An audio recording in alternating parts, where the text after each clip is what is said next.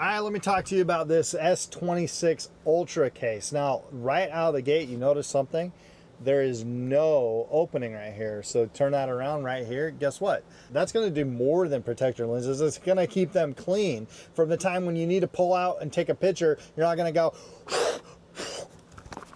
have to clean your lenses all the time before you get that picture, or you're going to take a really bad picture.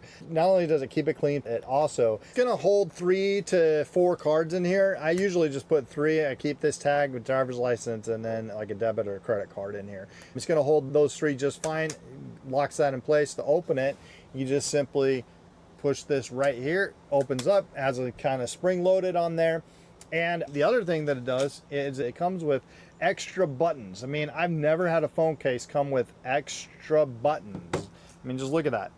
That's obviously to replace these things, so you'd probably just pop them out on the inside. Hopefully I never have to do that, but super easy to install your phone case, and buttons work just fine.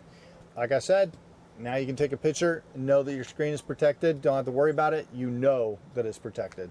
So if you're looking for one case that does it all, protects your lenses and gives you the wallet, this one might just be what you're looking for.